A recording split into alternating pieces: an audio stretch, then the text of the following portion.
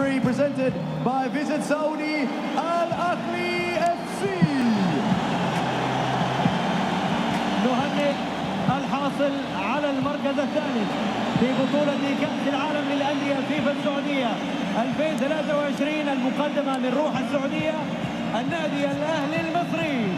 إذن سيداتي وسادتي، نادي القرن في أفريقيا النادي الأهلي للمرة الرابعة في تاريخه يتوج بالمركز الثالث عالميا، ثالث العالم. النادي الأهلي المرة الرابعة في تاريخه أكثر الأندية تواجدا في البطولة، إذا ما اعتبرنا تقريبا أن وجود أوكلاند سيتي تقريبا شرفي ولإكمال عدد الأندية. النادي الأهلي قدم مردودا رائعا في هذه البطولة، لكنه لم يتمكن من الفوز على فلومينينزي في الدور نصف النهائي. لربما الأهلي في مباراة السيتي كان لديه القدرة البدنية الأعلى وأيضا الشخصية ليقدم أداء أفضل في مباراة نهائية لم يكن فيها فلومينينزي في أفضل أحواله.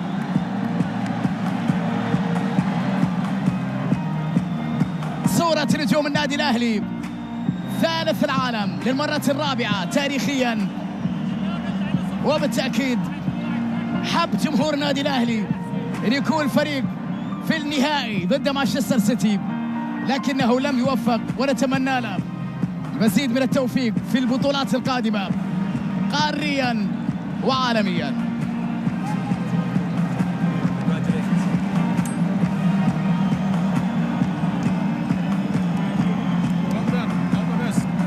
سيد كولر مدرب النادي الأهلي وجماهير الأهلي في هذه اللقطات الرائعة في هذا التتويج العالمي،